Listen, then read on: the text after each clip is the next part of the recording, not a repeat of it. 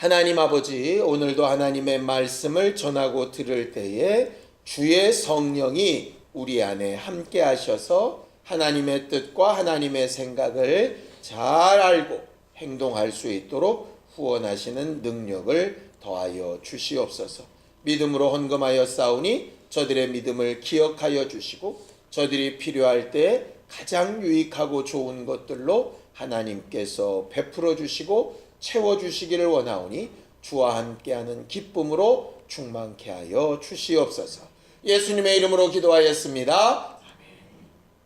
하나님의 말씀은 사도행전 8장 14절에서 25절까지 말씀을 함께 같이 합독하겠습니다. 사도행전 8장 14절에서 25절까지 말씀을 함께 같이 합독하겠습니다. 함께 읽습니다. 시작. 예루살렘에 있는 사도들이 사마리아도 하나님의 말씀을 받았다 함을 듣고 베드로와 요한을 보내매 그들이 내려가서 그들을 위하여 성령 받기를 기도하니 이는 아직 한 사람에게도 성령 내리신 일이 없고 오직 주 예수의 이름으로 침례만 받을 뿐이더라. 이에 두 사도가 그들에게 안수하며 성령을 받는지라. 시몬이 사도들의 안수로 성령 받는 것을 보고 돈을 들여 이르되 이 권능을 내게도 주어 누구든지 내가 안수하는 사람은 성령을 받게 하여 주소서 하니 베드로가 이르되 내가 하나님의 선물을 돈 주고 살 줄로 생각하였으니 내 은과 뇌가 함께 망할지어다. 하나님 앞에서 내 마음이 바르지 못하니 이 도에는 내가 관계도 없고 분깃될 것도 없느니라. 그러므로 너희의 이 악함을 회개하고 주께 기도하라. 혹 마음에 품은 것을 사하여 주시리라. 내가 보니 너는 악독이 가득하며 불의에 매인 바 되었도다. 시몬이 대답하여 이르되 나를 위하여 주께 기도하여 말한 것이 하나도 내게 임하지 않게 하소서 하니라. 두 사도가 그의 말씀을 증언하여 말한 후 예루살렘으로 돌아갈새 사마리아인의 여러 마을에서 복음을 전하니라. 우리 하나님은 하나님의 일을 이루려고 하실 때에 여러 사람들과 함께 일하기를 원하시는 하나님이세요. 어찌 보면 나 같은 사람이 나같이 아는 것도 능력도 가진 것도 없는데 내가 무슨 하나님의 일을 이렇게 생각할 수 있지요. 그런데 성경은 그렇게 말하고 있지 않습니다. 우리가 고린도전서에 잘 알려진 말씀 하나 있죠. 나는 심었고 아볼로는 물을 주었는데 자라나게 하시는 것은 하나님이시다. 그렇기 때문에 나도 아볼로도 아무것도 아니다. 아무것도 아니란 얘기는 해봐야 소용없다 그런 얘기는 아니겠죠? 성경을 좀 볼까요? 고린도전서 3장 7절 8절입니다. 함께 읽겠습니다. 고린도전서 3장 7절 8절입니다. 함께 합독하겠습니다. 시작. 그런즉 심는 이나 물 주는 이는 아무것도 아니로되 오직 자라나게 하시는 이는 하나님 뿐이니라. 심는 이와 물 주는 이가 한 가지이나 각각 자기의 일한 대로 자기의 상을 받으리라. 이렇게 되어 있죠. 심는 이나 물 주는 이나 아무것도 아니지만 아무것도 아니니 아무것도 안 해야 된다가 아니라 잘 심었다고 끝난 문제가 아니고 물 잘 줬다고 끝난 문제가 아니라 오직 자라나게 하시고 변화시키시는 이는 하나님이시다.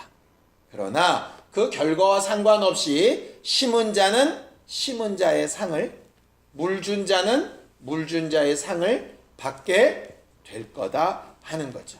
그러니까 우리 흔히 이런 얘기하죠. 열심히 기도했는데 이게 뭐냐고. 그러나 성경에 있는 말씀을 그대로 대입하면 기도해서 뭐가 크게 바뀌지 않은 것 같으나 기도한 자와 기도하지 않은 자는 분명히 차이가 있는 거죠. 열심히 봉사했는데 이게 뭐냐고. 열심히 전도했는데 결과가 뭐냐고. 열심히 성경을 배웠는데 이게 무슨 상황이냐고. 우리가 흔히 그렇게 생각할 수 있겠죠? 그러나 우리가 물 줬다고, 심었다고, 노력했다고, 배웠다고, 기도했다고 모든 결과가 다 완성형으로 나타나는 건 아니에요. 왜? 그건 다 누구의 손에 있냐면 하나님의 손에 있는 거니까. 단지 뭐만 있느냐? 기도한 자와 기도하지 않은 자, 말씀대로 한 자와 그렇지 않은 자, 하나님 앞에 마음과 힘을 다하여 수고한 자와 그렇지 않은 자의 상이 다르다는 것만큼은 분명하다는 거죠. 물론 우리가 일할 때 우리가 수고한 만큼의 결과와 열매가 딱 보이면 얼마나 좋겠어요. 그런데 혹 그렇지 않을지라도 내가 한 일에 대한 상은 하나님 앞에 남아있는 것을 분명히 기억하는 우리가 되었으면 좋겠어요. 그래서 물 주는 이가 심는 이를 뭐라고 할 필요가 없고 심는 이가 물 주는 이를 부러워할 필요도 없는 거예요. 신약만의 문제가 아닙니다. 구약에 보면 가장 먼저 성전이 세워진 게 솔로몬 성전이지요. 사실은 애매합니다. 성전을 짓고 싶은 마음이 굴뚝 같았던 건 누구였냐면 다윗이었어요. 그리고 성전 지을 물건을 다 만들어 놓은 것도 누구냐? 다윗이었어요. 솔로몬은 뭐만 했냐? 그냥 아버지가 준비해 놓은 재료 가지고 짓기만 했어요. 그런데 이름을 다윗 성전이라고 안 부르고 솔로몬 성전이라고 부르거든요. 그런데 다윗은 다윗의 일을 한 거고 솔로몬은 솔로몬의 일을 한 거예요. 솔로몬 성전이라고 불리워졌다고 솔로몬이 더 잘했다? 하나님은 그렇게 판단하지 않으시는 거죠. 다윗은 준비만 해놓고 완성을 못 봤으니 저주받은 건가요? 아니요, 그렇지 않아요. 결과적으로 하나님은 그렇게 역사하시는 분이에요. 예수를 3년이나 따라다니던 수제자인 베드로는 유대인의 사도로 남았고 예수를 잡아 죽이려고 그렇게 난리를 치고 예수 믿는 사람들을 죽이려고 그 난리를 쳤던 바리새인인 바울은 이방인의 사도로 또 사역을 하지요. 일의 분량이나 크기로 보면 바울이 훨씬 대단한 사람 같지만 사실 하나님 앞에의 평가는 어떤지 알 수 없는 거예요. 왜냐하면 하나님께서 베드로는 유대인의 사도로 정해 놓으셨고 바울은 이방인의 사도로 정해 놓으셨으니까 유대인의 사도가 확실히 대상이 적으니 숫자상으로는 게임이 안 되죠. 그러나 율법의 매인자들을 고쳐서 새롭게 쓰는 것은 훨씬 더 어려운 일이고 아무것도 모르는 자에게 처음부터 가르치는 건 도리어 쉬울 수도 있죠. 그러니까 양으로만 보면 바울이 엄청나지만 질로 보면 베드로가 더 클 수도 있는 거죠. 흔히 우리가 작은 교회, 큰 교회 마찬가지입니다. 돈을 많이 버는 사람, 적게 버는 사람 마찬가지고 많이 배운 사람, 그렇지 않은 사람 마찬가지고 시간이 많이 여유가 있어서 열심히 많은 시간을 봉사하는 사람과 그렇지 못해서 한 달에 겨우 1시간도 교회 일에 이렇게 동참하지 못하는 사람이 있을 수 있겠죠? 그런 판단도 다 마찬가지라니. 우리는 그냥 우리 생각에 비교해보고 부러워하기도 하고 판단하기도 하고 하지만 하나님의 역사는 절대로 그렇게 판단되지 않는다는 사실이에요. 이게 하나님 앞에 굉장히 중요한 거예요. 그래서 신앙생활할 때 제일 중요한 게 뭐냐? 남이 어떻게 했냐가 지금 중요한 게 아니에요. 내가 하나님 앞에 어떠냐가 중요한 거죠. 몇 주째 같은 말씀을 드리는 것 같아요. 하나님은 상대평가하지 않으십니다. 절대평가하시는 분이세요. 그래서 남들과의 비교가 아니라 하나님 앞에 내 자신을 잘 돌아보는 것이 굉장히 중요한 문제이죠. 교회를 가르쳐서 예수 그리스도라고 하는 머리를 하나로 두고 그 밑에 있는 지체들이라는 표현을 씁니다. 그 지체라는 표현이 뭐냐면 각각의 기능이 다른 도구들이란 말이거든요. 그래서 이 교회들은 각각의 성도들은 다 역할도 다르고 모양도 다르고 성향도 다르고 방향도 다른 것이 사실 맞는 일이에요. 똑같지 않은 게 같은 것이죠. 그런데 문제는 뭐냐? 지체가 되려면 모양도 다르고 기능도 다르고 성격도 달라도 뭐로는 연결되어 있어야 될까요? 핏줄로는 연결되어 있어야 되고 신경으로는 연결되어 있어야 지체겠죠. 간혹 의수를 끼고 다니시는 분들 본 적 있죠? 의수가 겉으로만 보면 요새는 하도 잘 만들어서 이게 진짜 손인지 아닌지 헷갈릴 정도입니다. 그런데 그 의수가 왜 의수냐 하면 핏줄이 연결이 안 돼 있고 신경이 연결이 잘 안 돼 있죠. 물론 요새는 기술이 좋아서 전기로 이렇게 연결되어 있는 경우도 있기는 하지만 몸에서부터 나오는 그 핏줄이 도는 그런 몸은 아니잖아요. 교회는 다 각각 다르고 나랑 다른 사람들이 모여서 있는 게 교회 맞습니다. 그런데 분명한 건 예수의 피가 함께 흘러야 되고 신경과 같은 성령이 함께 이어져 있어야 가능한 부분인 거죠. 한 말씀으로 같이 영양분을 공급받고 또 그 한 머리의 명령에 따라서 각각 해야 될 일을 부여받아서 잘 감당하는 것, 그게 이제 교회의 역할이겠죠. 왜 교회를 그런 역할로 만드셨을까? 하나님 사이가 그렇더라 이 말이에요. 하나님은 일반적인 세상 신들과 굉장히 다른 구조로 되어져 있습니다. 보통 세상 신은 어떻게 구조로 되어 있는지 아시나요? 남신과 여신 이렇게 구분이 되어 있어요. 그런데 성경이 말하는 하나님은 세상이 말하는 그런 신과는 굉장히 달라요. 아버지와 아들과 성령으로 구성되어 있다고 본인이 스스로 말씀하시죠. 모든 뜻을 작정하시는 아버지와 그 모든 뜻을 이루어내시는 아들과 그 아버지와 아들 사이를 계속해서 교통하시고 연결시켜주는 성령의 역할로 되어져 있잖아요. 아들도 뜻이 있고 성령도 뜻이 있으시죠. 그런데 뜻은 아버지가 하시는 것으로 딱 인정이 되죠. 아버지도 능력이 많으시니 뭐든지 하실 수 있지만 아들을 통하지 않고는 일하시지 않기로 작정을 하시죠. 아버지도 그 아들도 그 모든 뜻도 행동도 성령으로만 증거될 수 있도록 그 역할을 굉장히 분명하게 해 놓으셨잖아요.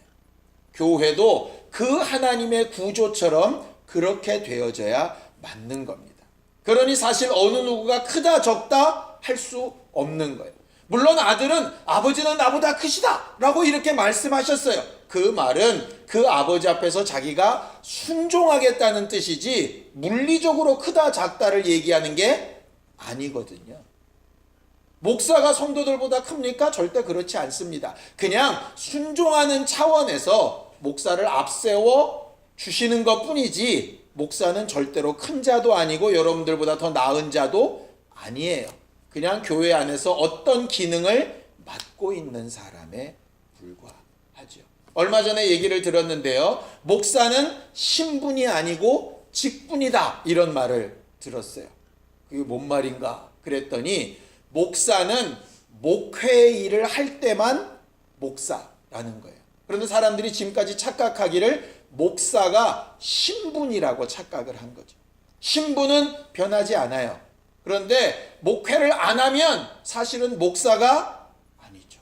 안수를 받은 경험은 있을지 몰라도 목회를 안 하고 있으면 목사가 아니죠. 성경교사, 성도, 아니면 리더, 멘토는 될 수 있어도 목회를 해야 목사인 거죠. 그러니까 신분이 되고 나면 이게 변할 수 없는 자격처럼 되어져 버려서 목사와 평신도 이렇게 나누어지게 되는 겁니다. 그래서 문제가 생겼다라고 하고 말씀을 들었는데 그게 되게 이렇게 와닿았어요. 아, 목사는 맞아. 신분이 아니라 직분이다. 그러니까 내가 그 직분을 잘 감당해야 되는 거죠. 여러분들은 여러분들 나름대로의 직분을 가지고 있죠? 동일한 겁니다. 목사가 목사의 일에 최선을 다해야 되는 것처럼 여러분들은 여러분들로 성도들로서 아니면 재정, 아니면 셀장, 아니면 교회에서 어떤 특별한 직위가 주어지지 아니하였을지라도 내가 하나님 앞에 받은 명령을 따라서 나는 이런 일을 해야 되겠다라고 하는 것이 분명하다면 그 일을 그냥 최선을 다해서 하는 거예요. 거기에 대한 부르심의 상은 하나님에게 있는 것이죠. 합력하여 선을 이루는 신령한 우리 모두가 되기를 바랍니다. 성경은 이렇게 얘기합니다. 정말 주의 뜻대로 하나님을 사랑하는 자에게 합력하여 선을 이룬다, 이렇게 되어 있어요. 이거는 하나님 사랑해서 막 하다 보면 뭐든지 다 잘 되고 형통한다, 이런 말뜻도 되지만, 사실은 각각이 다 주를 사랑하여 열심히 하다 보면 그 일들이 합쳐져서 결국은 주께서 일하신 증거가 드러나는 일이 되게 된다. 사실상 진짜 제대로 된 교회가 된다. 그런 말씀으로 해석하는 것이 훨씬 더 맞을 것 같아요. 오늘 성경 본문에 보면 사마리아 전도 얘기가 나오다가 갑자기 예루살렘 교회 얘기가 나옵니다. 자, 14절을 좀 볼까요? 함께 읽겠습니다. 시작. 예루살렘에 있는 사도들이 사마리아도 하나님의 말씀을 받았다 함을 듣고 베드로와 요한을 보냈다 그랬습니다. 아멘. 사마리아가 예수의 복음을 듣고 예수 믿는 사람이 많아졌더라, 그 얘기를 들으면 예루살렘 교회는 자기 교회나 일 좀 열심히 하지 뭐하러 또 여기까지 사람을 보낼까요? 왜 보낼까요? 뭔가 압박하려고? 아니면 지교회 만들려고? 성경은 빌립이 해야 될 사역이 있고 사도들이 해야 될 사역이 있다라고 말을 하는 거예요. 그러니까 빌립보다 사도가 낫다, 이런 얘기 아닙니다. 빌립이 해야 되는 사역이 있고 사도들이 해야 되는 사역이 있는 거예요. 빌립이 해야 되는 사역은 뭐냐면 안수받은 집사였잖아요. 그렇죠? 영혼을 돌아보고 구제하고 살리고 복음을 전하고 하는 일들, 당연히 안수 집사가 해야 되는 일 맞지요. 사도들은 뭐 해야 됩니까? 사도들이 제일 먼저 했던 일, 성령 받고 나서 말씀 전하고 기도하는 일 말고 신방이요? 제일 먼저는 일꾼 세우는 일이었죠. 가룟 유다가 떠난 자리에 모여 앉아서 얘기하죠. 우리가 일꾼 세웁시다. 그 일을 주도했던 게 사도들이었어요. 그렇죠? 그 다음에 뭐 했습니까? 말씀대로 오순절 성령 받을 수 있도록 함께 기도하는 일에 힘썼지요. 그 다음에는 예수 믿는 사람들에게 제대로 믿는 것이 어떤 것인지 가르치는 사역을 했었고, 그들의 믿음이 제대로인지 아닌지를 확인하는 사역을 했었죠. 사도들, 요즘으로 따지면 목회자라면 해야 되는 일이 그거 아니겠습니까? 일꾼들을 세우고 그 다음에 그들을 제대로 가르치고 복음에 대해서 확인해주고 그들의 믿음이 정상적인가 진단하고 하는 일을 해야 되는 거예요. 우리끼리 이렇게 얘기하지 않습니까? 나 몸이 좀 이상해, 나도 옛날에 그랬는데 그런 것 같아. 자기들끼리 막 진단 내리고 처방하고 이거 먹으면 좋대 막 이래요. 그런데 결정적으로는 의사 앞에 가야죠. 그래서 검사 결과를 받아봐야 이게 확실한 거지, 그 이전까지는 자칫 잘못하면 다 소설 쓴 거 아닙니까? 그죠? 그건 자기들끼리는 충분히 그런 얘기 할 수 있는데 정확한 진단과 결과는 어디 가야 되냐면 그걸 전문하는 사람 앞에 가서 해야 되는 거잖아요.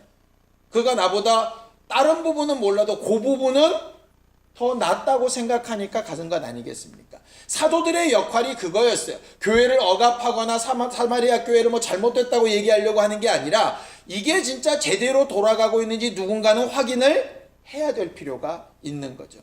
사마리아 교회는 사마리아 교회가 알아서 할 일이야. 예루살렘 교회는 우리는 우리만 하면 돼. 이게 아니라 사마리아 교회가 새로 세워졌다면 먼저 있었던 교회는 그 교회를 또 검증하고 잘 이끌어야 되는 의무와 권리가 또 존재하는 거예요. 사마리아 교회 입장에서는 니들이 뭐라고 우리를 검증해, 이렇게 하면 안 되는 문제인 거잖아요. 그래서 항상 교회들이 개척을 할 때 모교회라고 하는 교회를 하나 두죠. 왜냐하면 이 새로 생긴 교회가 제대로 교회의 역할을 하면서 성장하는지를 모교회가 책임지도록 되어져 있는 거예요.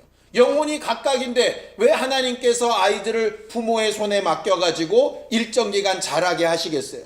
지 혼자 잘할 수 있겠죠. 근데 문제는 지 혼자 잘하면 아무 말이나 배우고 아무 생각이나 하고 아무거나 주워 먹으니까 성장하는 과정 가운데 꼭 필요한 것을 부모의 역할을 하게끔 하는 거죠. 일정 기간이 지나면 그 부모를 떠나서 새로 가정을 이루어야죠. 그래서 부모는 부모의 역할을 해야 될 때 부모의 역할을 잘 해야 되고, 부모의 역할을 포기해야 될 때 적절하게 포기해줘야 하는 거예요.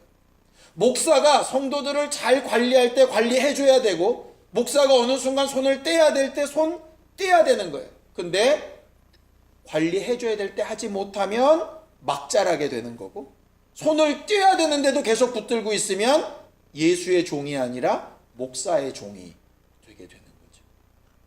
결국 이 부분을 위해서 예루살렘 교회는 베드로와 요한을 이렇게 파송하게 됩니다.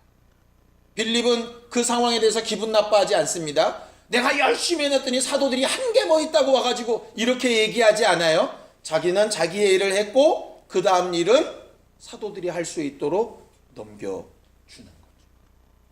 그것이 분명한 교회가 가져야 될 생각이에요.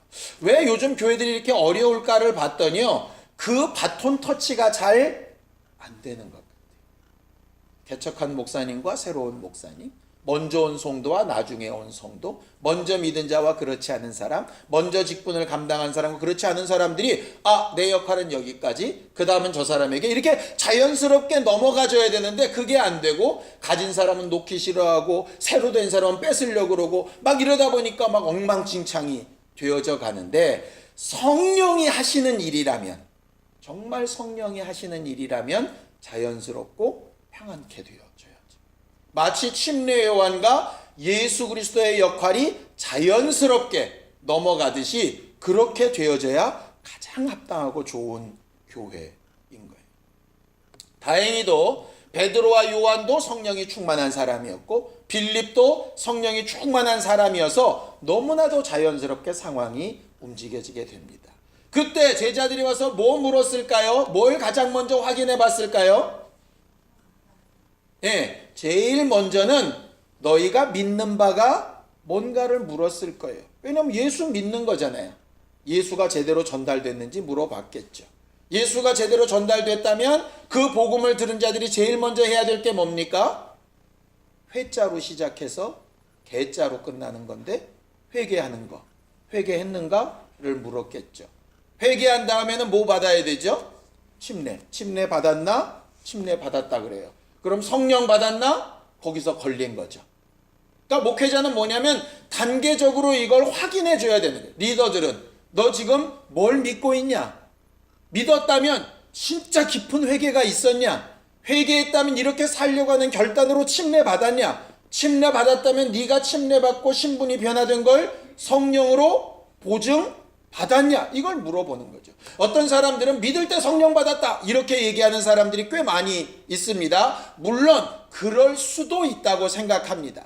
예를 들면 고넬료의 가정처럼 말씀을 그냥 듣다가 성령을 받는 경우가 있을 수 있어요. 그렇다 그래서 믿음의 고백 생략해도 되고 회개 생략해도 되고 침례 생략해도 되냐? 그거 아니죠.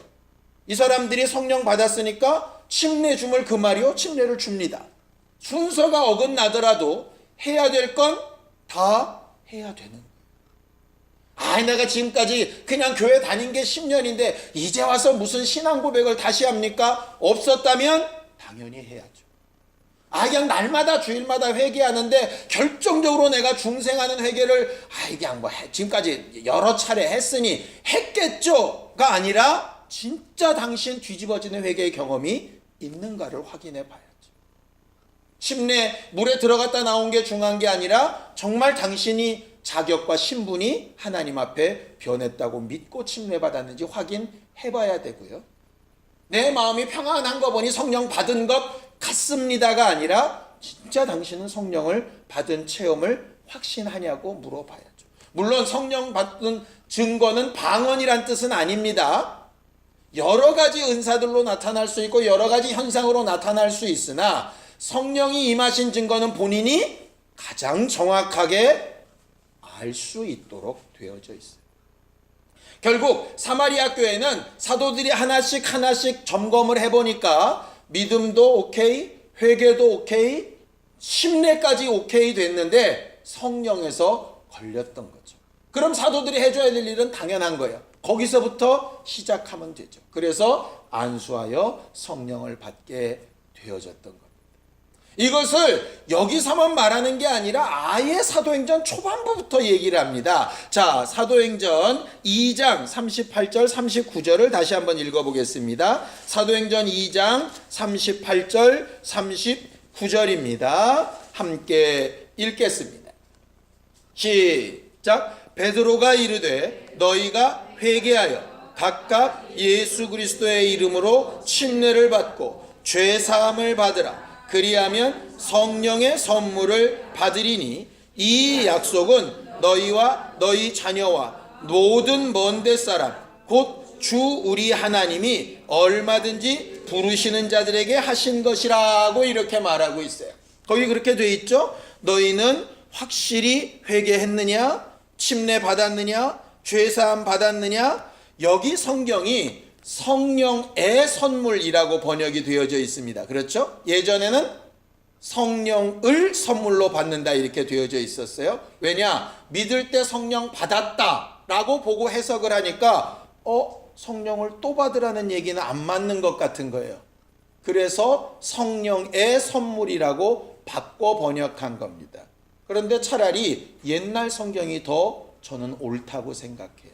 성령을 선물로 받는 게 맞다고 생각합니다. 왜냐하면 누구든지 성령으로 아니하고는 예수를 주시라 할 수 없느니라 이 말씀 때문에, 누구든지 그리스도의 영이 없으면 하나님의 사람이 아니다 하신 말씀 때문에 성령 받아야 예수 믿고 성령 받아야 예수의 사람이 되는데, 예수 믿는다고 예수의 사람이 됐는데 어떻게 성령을 안 받을 수 있냐 이렇게 얘기를 하는데요. 그건 그리스도의 영을 잘못 번역한 때문입니다.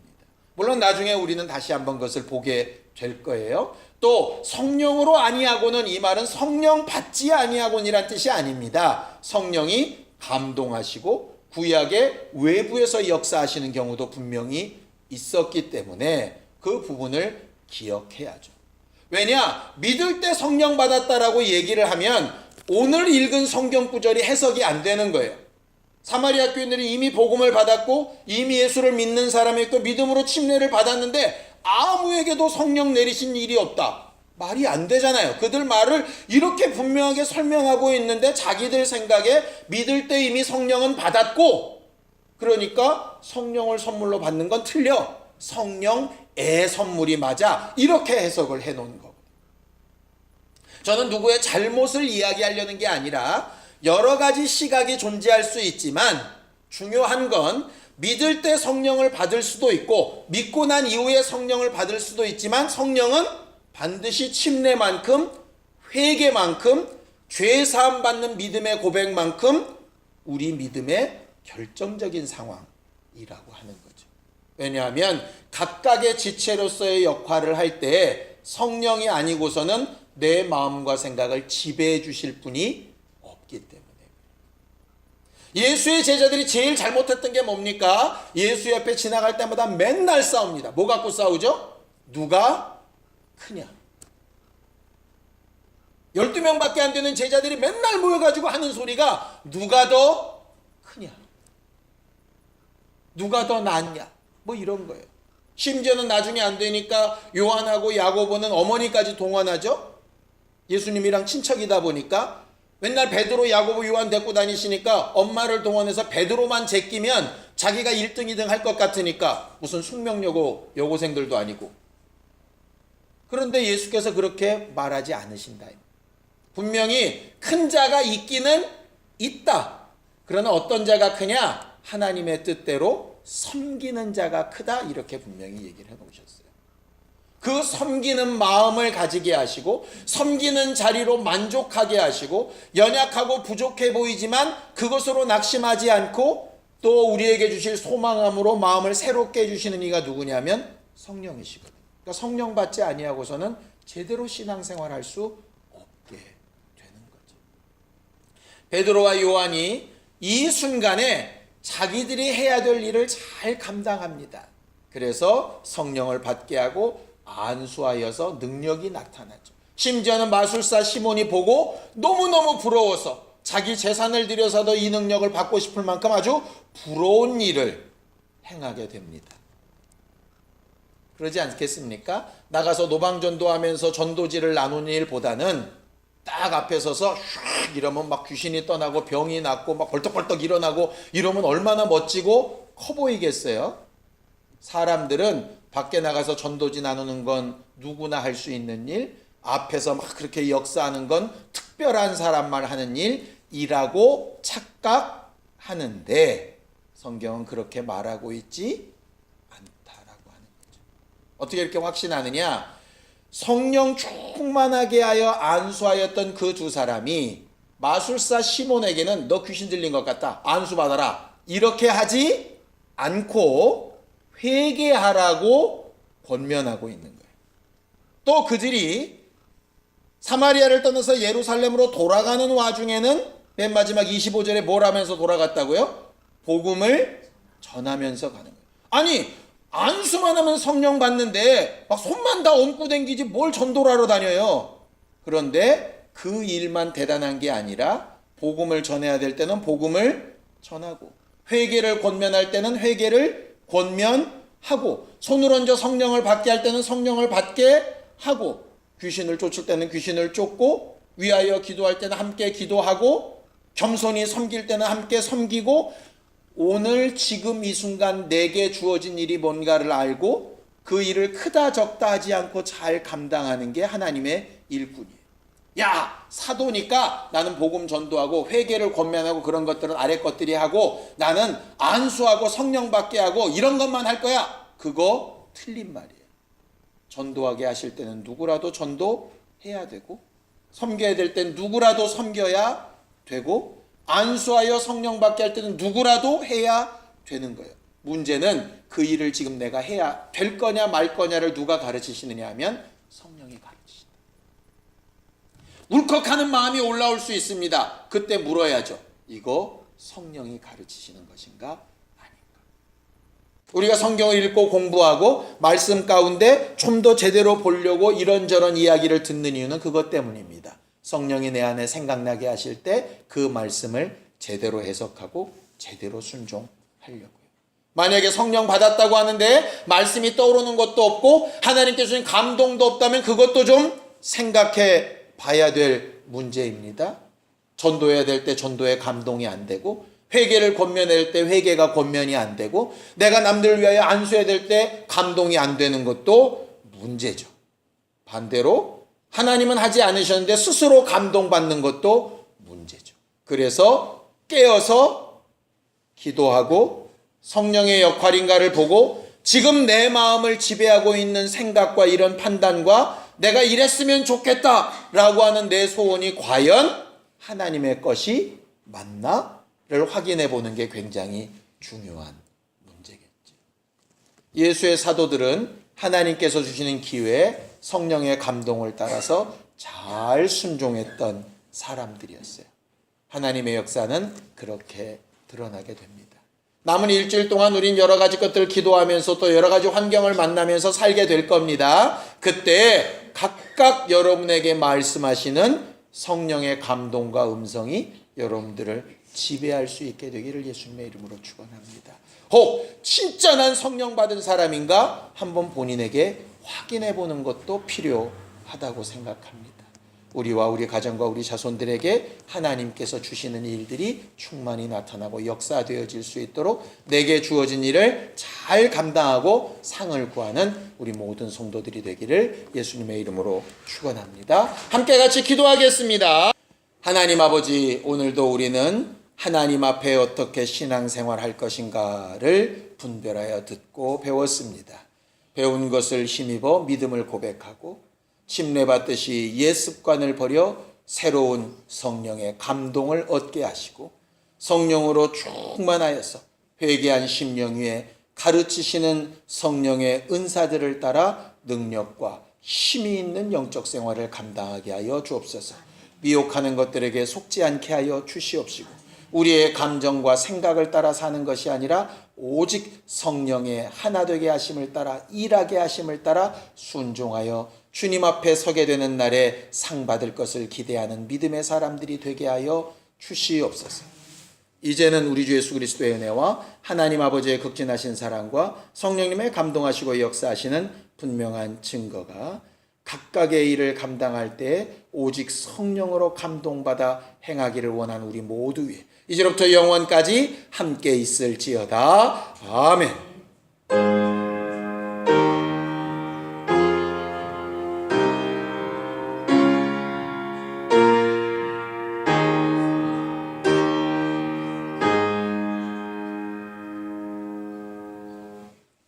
우리 예배 받으신 하나님 앞에 감사한 박수 내겠습니다. 수고하셨습니다. 감사합니다.